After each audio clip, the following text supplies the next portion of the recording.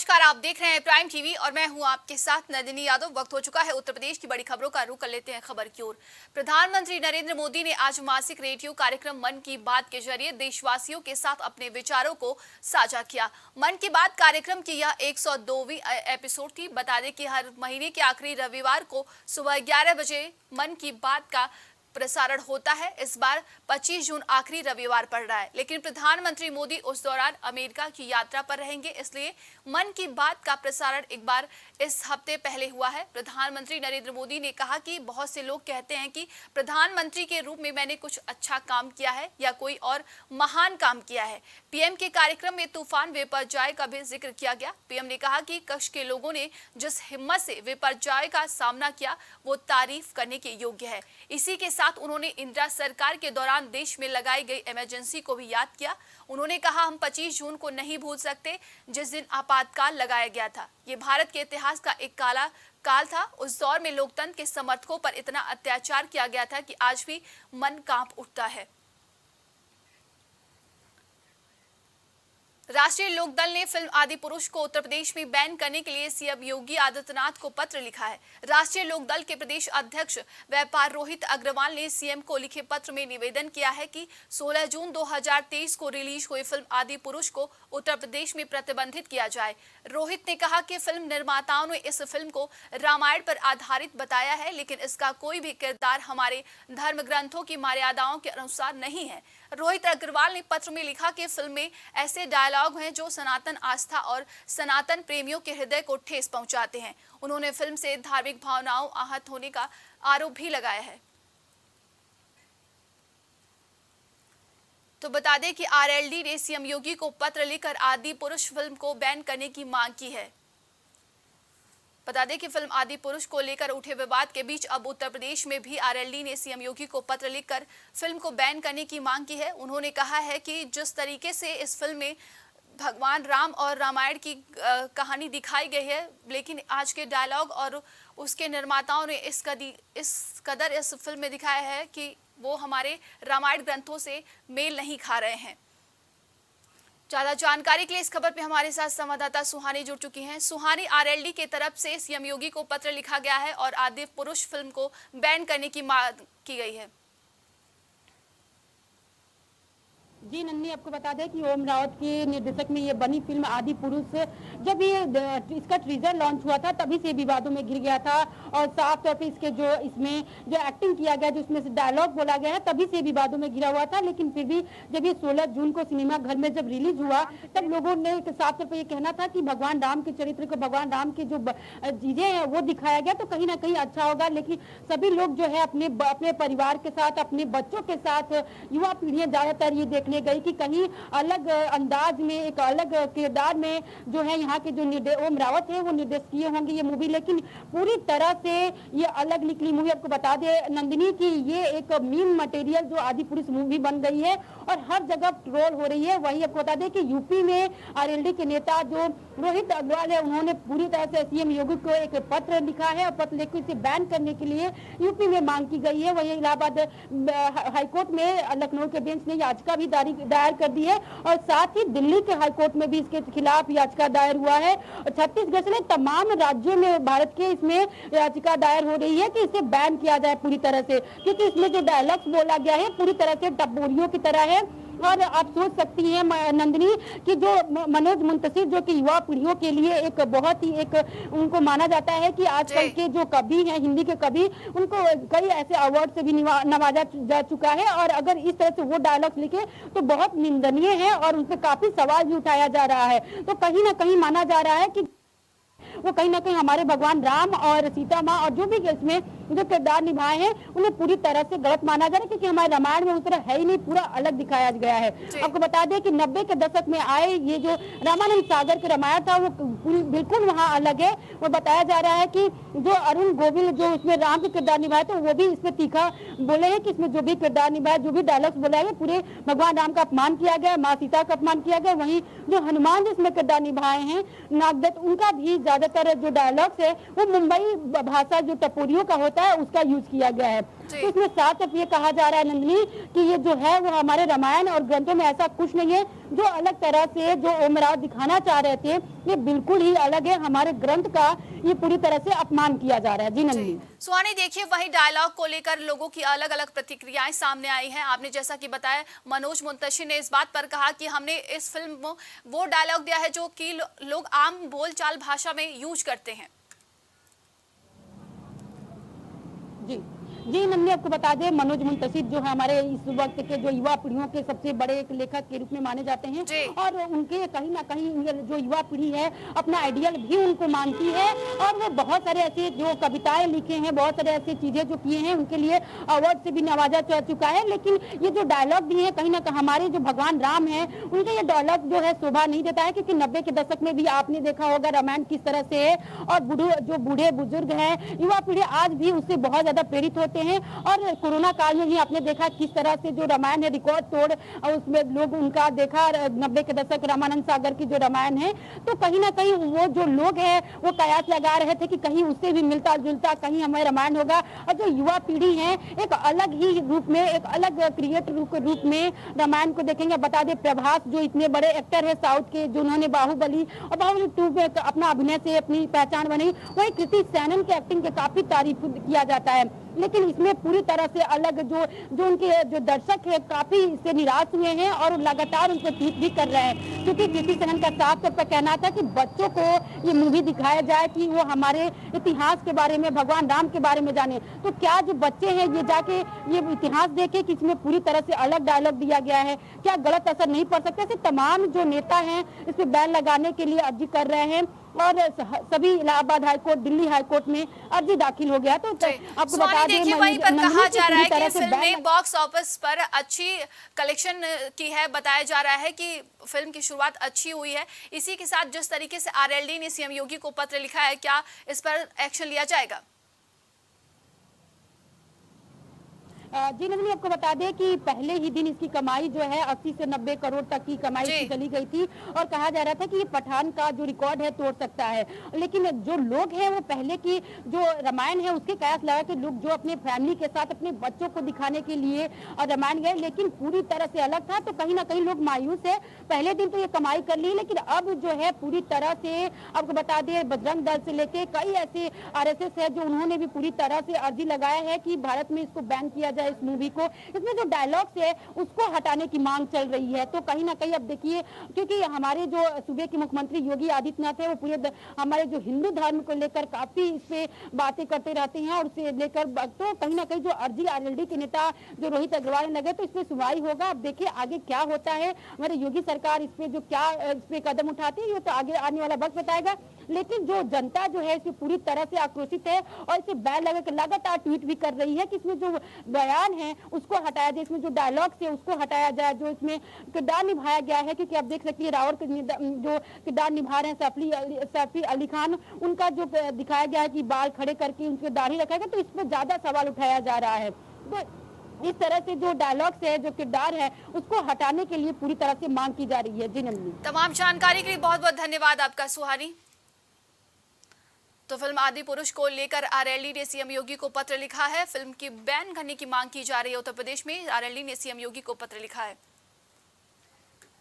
UP, Bihar समेत पूरा उत्तर भारत गर्मी की चपेट में है। मौसम की मार से पूरे जिले में कोहरा मचा है। प्रचंड गर्मी और लू के बीच बलिया जिला अस्पताल के आंकड़े भयावह हैं। आंकड़ों के मुताबिक बीते 7 दिनों में ही हीट स्ट्रोक से 100 से ज्यादा लोगों की मौत हो गई। वहीं इन मौतों ने लोगों को हिलाकर रख दिया है। बलिया जिले में पिछले 3-4 दिन से 43 से 44 डिग्री सेल्सियस के ऊपर तापमान चल रहा है। भीषण गर्मी और लू के कहर के बीच बलिया के जिला अस्पताल में मौतों का सिलसिला जारी है। पिछले 24 घंटे में हीट स्ट्रोक से 31 लोगों की मौत हुई है। मृतकों में से 50 वर्ष से अधिक उम्र वालों की संख्या ज्यादा है। मामले को शासन ने गंभीरता से लिया है। शनिवार को जिला अस्पताल के मुख्य चिकित्सा अधीक्षक डॉक्टर दिवाकर सिंह को हटा दिया गया। लखनऊ की एक टीम बलिया के लिए रवाना हो गई है। बलिया की घटना जो अखबारों में छपी है, सरकार ने बहुत ही गंभीरता के साथ लिया है। निदेशक स्तर के 2 वरिष्ठ चिकित्सकों को मौके पर भेजा गया है। वस्तुस्थिति की जानकारी वो शीघ्र ही लिखित रूप से शासन को प्रस्तुत करेंगे। लापरवाही पूर्वक बयान देने के लिए सीएससी के अधीक्षक को तत्काल वहां से हटाया गया है कि बगैर पुख्ता जानकारी के हीट वेव के बारे में उन्होंने बयान जारी किया था। सभी पूरे प्रदेश के सभी चिकित्सालयों में मुख्य चिकित्सा अधिकारियों को, मुख्य चिकित्सा अधीक्षकों को निर्देश दिए गए हैं कि तत्काल प्रभाव से अभी से एक एक मरीज की पहचान करें और उनको उच्च कोटि की चिकित्सा व्यवस्था उपलब्ध कराएं। हमारे सभी अस्पतालों में सरकारी दवाइयाँ उपलब्ध हैं, किसी भी मरीज को दवाई बाजार से खरीदने की आवश्यकता नहीं है। सरकार ने सारी व्यवस्थाएं सुनिश्चित करने के निर्देश दिए हैं और मैं स्वयं इसकी मॉनिटरिंग कर रहा हूँ। ज्यादा जानकारी के लिए इस खबर पे हमारे साथ संवाददाता सागर जुड़ चुके हैं। सागर, भीषण गर्मी से जनता परेशान है, वहीं हीट स्ट्रोक के मामलों में मौत का आंकड़ा बढ़ता ही जा रहा है। जी बिल्कुल नंदनी, जाहिर सी बात है, हीट वेव का जो असर है काफी जिलों में देखने को मिल रहा है और इस पर शासन ने भी संज्ञान लिया। डिप्टी सीएम ब्रजेश पाठक का भी बयान आया और बलिया के जिला अस्पताल में पिछले दिनों में मौतों का आंकड़ा लगातार बढ़ रहा है। सिर्फ 2 दिनों में 34 और तीसरे दिन 20 मरीजों की मौत हो गई। इनमें ज्यादातर उल्टी, दस्त, डिहाइड्रेशन और डायरिया के मरीज थे। मामले का संज्ञान लेते हुए रविवार को एडी स्वास्थ्य आजमगढ़ डॉक्टर ओपी तिवारी ने जिला चिकित्सालय का निरीक्षण किया और उन्होंने अस्पतालों में मौजूद सुविधाओं के बारे में भी जानकारी ली। इमरजेंसी वार्ड में मरीजों और तीमारदारों से भी बात करी। वहीं एडी स्वास्थ्य ने बताया कि कुछ दिनों में यहाँ पर ज्यादा ही मरीज की मौत हो चुकी है, लेकिन इसमें ज्यादातर बुजुर्ग हैं। तापमान बढ़ने से बुजुर्ग की बीमारी भी बढ़ गई। लोगों को बताया जा रहा है कि किस तरीके से लू और गर्मी से बचे, क्योंकि गर्मी में मौतों का आंकड़ा बढ़ जाता है। जो भी मरीज हार्ट अटैक और ब्लड प्रेशर से ग्रसित है, गर्मी का असर उन पर ज्यादा होता है। लोगों को खुद को गर्मी से बचाने की भी जरूरत है। उन्होंने कहा इसी अस्पताल में गर्मी से राहत के लिए पंखे, कूलर और एसी की व्यवस्था पहले से ही की गई, लेकिन डॉक्टर, पैरामेडिकल टीम भी तैनात है। वहीं अभी जो भी मरीज यहाँ पर भर्ती है उनका उचित इलाज चल रहा है। लखनऊ से आज वैज्ञानिकों की टीम यहाँ जाएगी। उन्होंने कहा कि मौतों के कारण के विषय में सीधे रूप से बिना जांच के कुछ कहा नहीं जा सकता है और अभी हम लोग आए हैं, आज लखनऊ से वैज्ञानिकों की टीम भी आएगी। 2 टीमें जांच करेंगी। बता दें कि निर्देशक स्तर के 2 वरिष्ठ डॉक्टर आज बलिया आएंगे। वास्तविक स्थिति की जानकारी लिखित रूप से शासन को सौंपेंगे। उधर लापरवाही से बयान देने के लिए सीएससी के अधीक्षक को तत्काल वहां से हटा दिया गया। ये कहा गया है कि बगैर पुख्ता जानकारी के हीट वेव के बारे में बयान जारी करना गैर कानून। कुल मिला के देखिए, प्रशासन और प्रशासन पूरी तरह से अलर्ट है। स्वास्थ्य विभाग की तरफ से आम जनता के लिए कुछ निर्देश दिए गए हैं? जी बिल्कुल, स्वास्थ्य विभाग की तरफ से आम जनता के लिए सबसे निर्देश ये दिए गए हैं कि जरूरत ना हो तो घर से बाहर ना निकले। 12 से 3 का जो वक्त है, इसमें इस समय हीट वेव चलने के बहुत ज्यादा ही आसार होते हैं, क्योंकि सूरज जो होता है पीक पे होता है। गर्मी के जो तापमान होता है लगातार बढ़ता रहता है। और उसके बाद ये भी कहा गया है कि अगर आप घर से बाहर किसी कारणवश निकलते हैं तो सर को ढक के रखें, अपने बदन को ढक कर रखें और पानी का उपयोग निरंतर करते रहें और एक पानी की बोतल या फिर पानी का कोई भी साधन हो अपने पास रखें और बार बार थोड़ी थोड़ी देर में पानी पीते रहें। अगर नहीं भी प्यास लग रही है, आपको नहीं भी इसकी जरूरत है, तब भी आप निरंतर पानी का सेवन करते रहिए और भारी खान पान से बचिए और घर का खाना खाइए और घर ही में रहिए। कोशिश ये करिए कि घर में रहिए, घर को ठंडा रखिए। और कुल मिला के ये कहा गया कि जो वातावरण है, तापमान है, उनको एक निम्न तरीके से रखा जाए और जो व्यक्ति है अगर कोई भी बाहर निकलता है तो वो अपनी पूरी तरह से शरीर का ध्यान दे और पूरी तरह से कपड़े पहने, हल्के कपड़े पहने, कोई भी टाइट कपड़े ना पहने। कुल मिला के स्वास्थ्य प्रबंधन ने ये निर्देश जारी किए हैं एक आम व्यक्ति के लिए, आम जनमानस के लिए। जी, तमाम जानकारी के लिए बहुत बहुत धन्यवाद आपका सागर। कन्नौज के सदर कोतवाली के जलालपुर अमरा में गांव के प्रधान पुत्रों ने पूर्व प्रधान रामदास की गोली मारकर हत्या कर दी। हत्या के कुछ घंटों में पुलिस टीम ने हत्या के मुख्य आरोपी और उसके साथी को धर दबोचा। बता दें कि पुलिस के हत्यारों से मुठभेड़ हो गई। मुठभेड़ में हत्या के मुख्य आरोपी को गोली लगी। गोली लगने से हत्या का मुख्य आरोपी घायल हो गया। वहीं आरोपी के दूसरे साथी को भी पुलिस ने गिरफ्तार कर लिया है। घायल आरोपी को जिला अस्पताल में भर्ती कराया गया। वहीं एसपी कुंवर अनुपम सिंह का कहना है कि हत्या के मामले में वांछित चल रहे अपराधियों की तलाश शुरू कर दी गई है, तभी अपराधियों की पुलिस से मुठभेड़ हो गई। सभी अपराधियों पर कार्रवाई की जाएगी।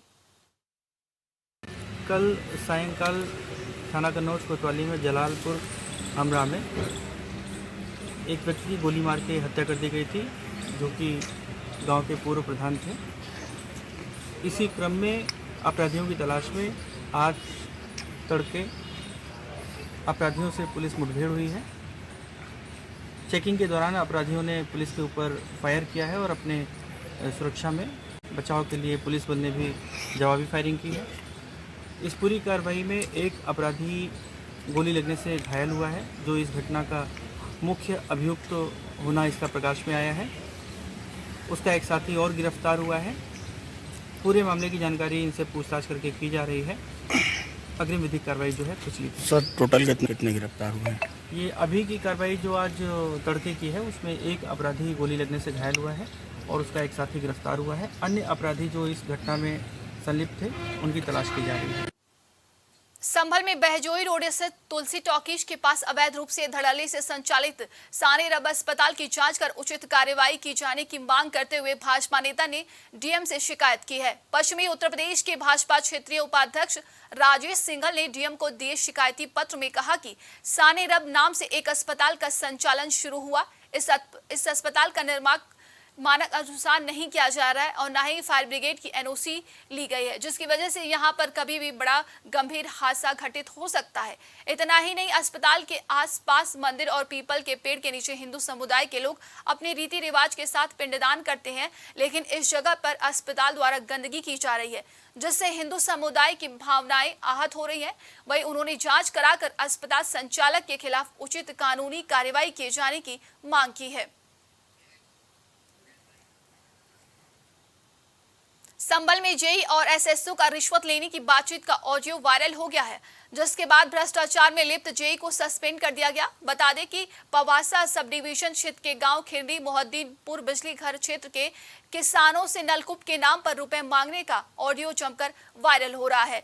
पवासा सब डिवीजन पर तैनात एसएसओ अवर अभियंता से पूछ रहे हैं कि गांव बहादुरपुर सराय और रायपुर के किसान से लाइन के एस्टिमेट में क्या ले लें, जिस पर अवर अभियंता कहता है कि 1 लाख रुपए ले लो। बाद में अवर अभियंता कहता है कि गांव और औरंगाबाद देवरी का क्या हुआ। एसएसओ कहते हैं कि अभी आया नहीं है, आने के बाद काम हो जाएगा। योगी सरकार की जीरो टॉलरेंस नीति को पलीता लगाने वाला ये ऑडियो जमकर वायरल हो रहा है। खबर जनपद महाराजगंज के निचलौल थाना क्षेत्र की है, जहां एक बैंक शाखा के ग्राहक सेवा केंद्र में घुसे 3 बदमाशों ने असलहा दिखाकर लगभग 1 लाख रुपए नकदी, लैपटॉप और मोबाइल लूट लिया। घटना सीसीटीवी कैमरे में कैद हो गई, जिसके आधार पर पुलिस जांच में जुट गई है। घटना के बाद से क्षेत्र में दहशत का माहौल है। वहीं बैंक शाखा चलाने वाले लोगों में भय व्याप्त है। सीसीटीवी फुटेज में दिख रहा है कि निचलौल नगर के घोड़हवा चौराहे से चौक मार्ग स्थित एक बैंक शाखा संचालित है, जिस पर रोज की तरह आज भी बैंक पर कार्यरत कर्मचारी काम कर रहा था। इसी दौरान 3 युवक मुंह पर मास्क लगाए शाखा में घुसे, जिससे एक युवक कर्मचारी से बात कर रहा है, जबकि 2 युवक बाहर देख रहे हैं। तभी अचानक एक बदमाश युवक असलहा लेकर काउंटर के अंदर घुसकर कर्मचारी के पेट पे सटा दिया। वहीं एक अन्य बदमाश भी उसके ऊपर एक असलहा दिखाकर उसे धमका रहा है, जबकि तीसरा बदमाश लॉकर से पैसा निकाल रहा है। केवल 2 मिनट में ही बदमाश नकदी, लैपटॉप और मोबाइल लेकर फरार हो गए। शाखा प्रबंधक राजन शर्मा का कहना है कि बैंक से लगभग 1 लाख रुपए की लूट हुई है। घटना की सूचना मिलते ही मौके पर पुलिस क्षेत्राधिकारी अनिरुद्ध कुमार पुलिस बल के साथ पहुंचे, जहां सीसीटीवी फुटेज के आधार पर जांच जारी है। पुलिस बदमाशों की तलाश में जुट गई है। मेरा नाम राहुल सिंह है, मैं निचलौल हरेडी मोहल्ले का हूँ। मैं बैठा था, उसके बाद देखे लोग कोई इधर मतलब कोई आदमी नहीं था अंदर। वो लोग आए, 3 लोग आए, मुझसे पूछे पैसा निकल जाएगा। हमने बताया कहाँ पैसा निकल जाएगा। और उसके बाद फिर इधर उधर देख के बाद एक बंदा अंदर आ गया कूद कर। उसके बाद 2 पिस्तौल निकाला। उसके बाद एक बाहर से पिस्तौल दिखला रहा था और बोला कि पैसा बोला कि कहाँ था। हम बोले यहीं पे है, तो पैसा निकाल लिया, मेरा मोबाइल ले लिया, लैपटॉप लेकर चले गए। जनपद महाराजगंज के थाना निचलौल से पुलिस के पास सूचना प्राप्त हुई कि यहाँ पर एक एसबीआई के ग्राहक सेवा केंद्र, जिसको राहुल सिंह नामक व्यक्ति चलाया करते हैं, वहाँ पर शाम के लगभग 4 बजे के आसपास ये जब अपने ग्राहक सेवा केंद्र में बैठे थे, तब 3 अज्ञात पुरुष इनके गेट से प्रवेश किए हैं और यहाँ से इनके पास से एक डेल का लैपटॉप, एक रेडमी मोबाइल और कैश लगभग 40 से 50 हज़ार रुपये के आसपास इनके द्वारा बताया गया है कि इनके वहाँ से छीन के लेके भागे हैं। इस सूचना पर पुलिस द्वारा तत्काल एक्टिव होकर पूरे जनपद भर में चेकिंग लगाई गई है तथा पुलिस की लगभग 6 टीमों को इन अभियुक्तों की पहचान के लिए और अग्रिम कार्रवाई के लिए लगाया गया है और जो पीड़ित हैं इनसे तहरीर प्राप्त करते हुए इसमें अग्रिम विधिक कार्रवाई। यूपी के महाराजगंज में बदमाशों के हौसले इस कदर बुलंद है कि वो दिन दहाड़े एक बैंक शाखा के ग्राहक सेवा केंद्र में घुस जाते हैं और असलाह दिखाते हुए वहां पर 1 लाख रुपए की नकद, लैपटॉप और मोबाइल लेकर फरार हो जाते हैं। पूरी घटनाक्रम सीसीटीवी में कैद हो जाती है। इसके बाद जो कर्मचारी है वो पुलिस को सूचना देता है।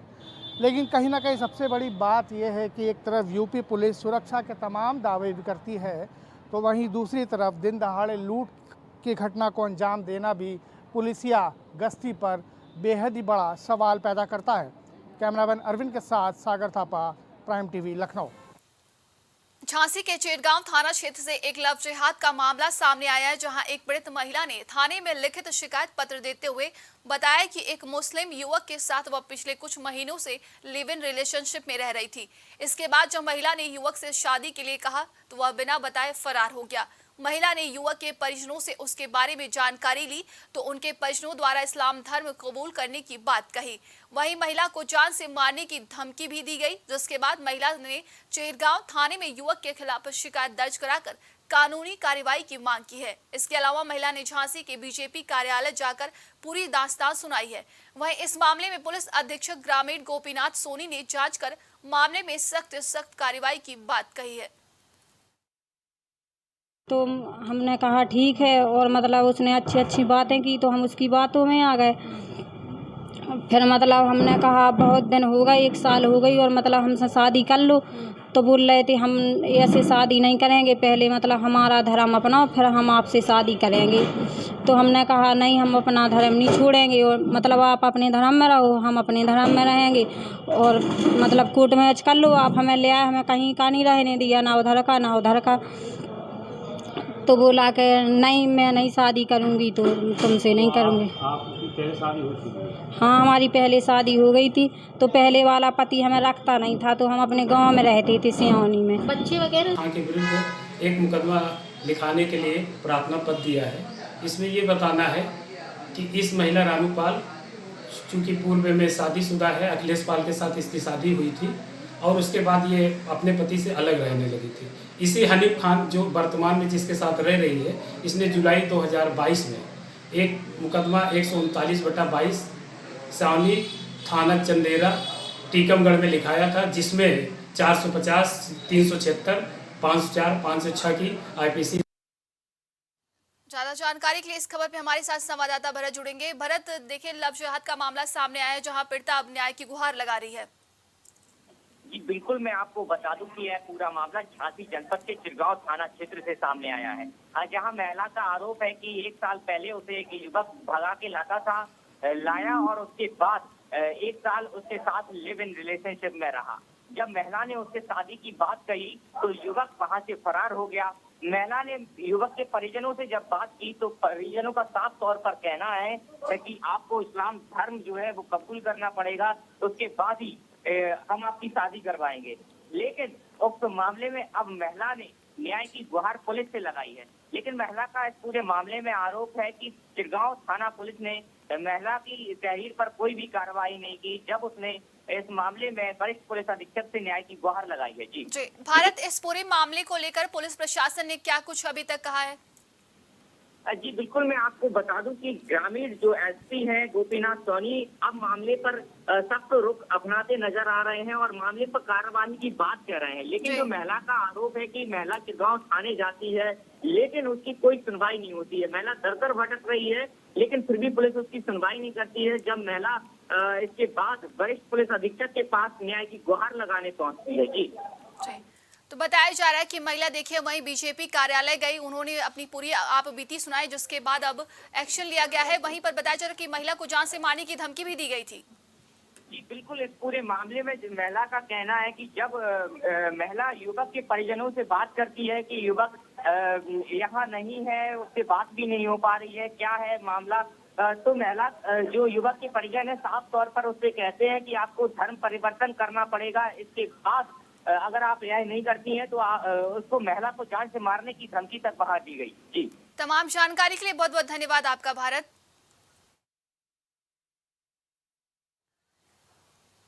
अभी के लिए उत्तर प्रदेश की खबरों में बस इतना ही। देश दुनिया की तमाम खबरों के लिए देखते रहिए प्राइम टीवी।